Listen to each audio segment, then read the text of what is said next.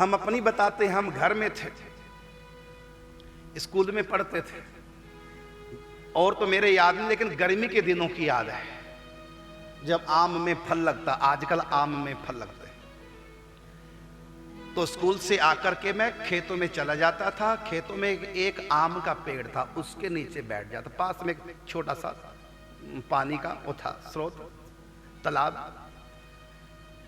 तो मैं आम के नीचे बैठ जाता। और उस समय मैं सोचा करता था, आम के नीचे बैठ के गर्मी के दिनों में, उस समय सोचा करता था,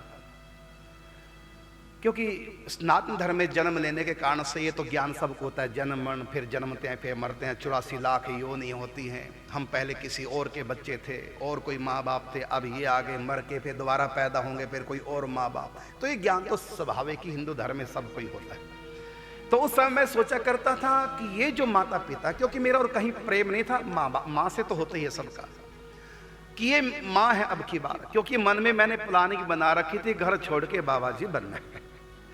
फिर मैं उस समय सोचा करता था, जब पढ़ता था स्कूल में, तब की बात। और ये भी मुझको था कि मैं संत बनूंगा और भगवान की कथा कीर्तन किया करूंगा, नाम जप करूंगा, कीर्तन करूंगा, क्योंकि बगल में कीर्तन होता था। तो वहाँ पिताजी जाने नहीं देते थे, यह कि स्वतंत्र होकर कीर्तन क्या करेंगे प्रभु के नाम का। पूजा सेठ श्री जयदयाल गुंदकर जी के ग्रंथ पढ़ करके ये बच्चे को इतना ज्ञान हो चुका था। तो उस समय सोचा हाँ कि मैं कीर्तन क्या करूंगा। तो मुझको लगा पता कि इलायची खाने से गला ठीक हो रहता है।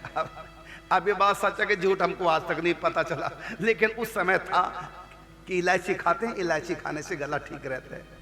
तो मेरे पास जब पैसे होते, फीस से पैसे बचते, तो मैं इलायची खरीदता था और इलायची खाता था कि मेरा गला ठीक रहेगा, मैं गाया करूंगा। ये कब की बात, जब मैं 6ठी क्लास में पढ़ता था। सोचिए, गांव का स्कूल 8 तक था, तो वहां मैं पढ़ता, उसके बाद पास के गांव में पढ़ने जाता, मैट्रिक तक, 10वीं क्लास तक।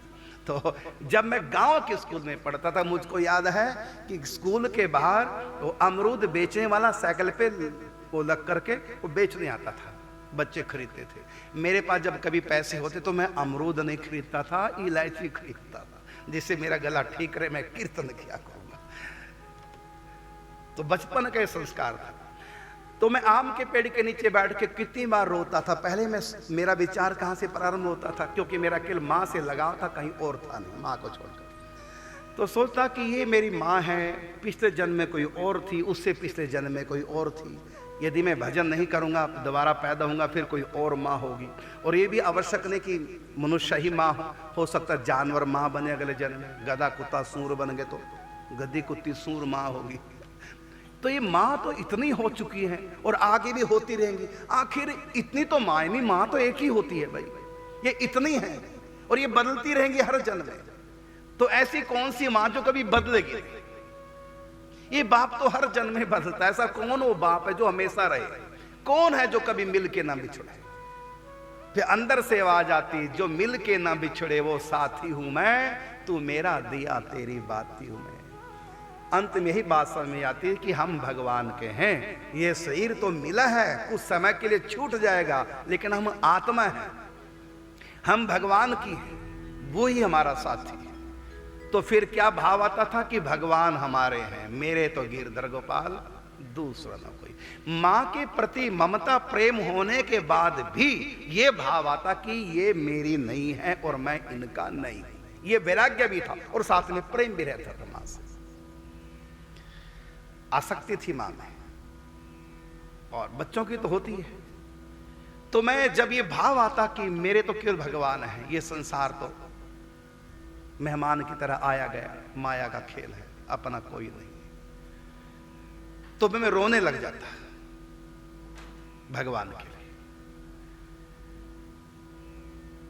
और फिर धीरे धीरे जब मैट्रिक पास हुई, तो मैट्रिक पास होते ही घर छोड़ के आ गया। उससे पहले मैं चला गया था हिमालय, फिर आ गया तीसरे दिन वापिस। फिर कुछ समय के बाद यहाँ आ गया। तो मेरी उम्र थी 16 साल की। अब सोचिए 16 साल का बच्चा, को इतना बच्चा नहीं, मैट्रिक पास मैं कर चुका था, 10वीं पास कर ली थी मैंने। तो उस समय क्या हमने नहीं सोचा कि तू सदा के लिए छोड़ के जा रहा है वृंदावन? और वृंदावन इससे पहले मैं कभी गया नहीं था। मुझको ये नहीं पता कि वृंदावन किस दिशा में है, कभी गया ही नहीं। हाँ, इतना है कि जब माता ने पहली बार हमको प्रसाद दिया ये कह करके कि वृंदावन से प्रसाद आया है, इससे पहले मैं ये माना करता था कि वृंदावन भगवान रहते हैं कोई आसमान के अंदर है। लेकिन जब लगा पता इसी धरती पे वृंदावन माता से पता लगा, फिर जरूर मन में आया जब यही धरती पे है तब तो वृंदावन को पाने के लिए भजन पूजा पाठ कुछ भी करने की जरूरत नहीं, वहां भगवान की रास और ये देखेंगे। और यहाँ के लोग जब जाते तो वहां रास के बारे में बताते। अब यहाँ रास होती है, मंच पर बच्चे बनते हैं, और हम जब सुनते थे छोटे बच्चे थे हमको लगता साक्षात ये देख करके आए रास और ये भगवान की। अब तो जाना है,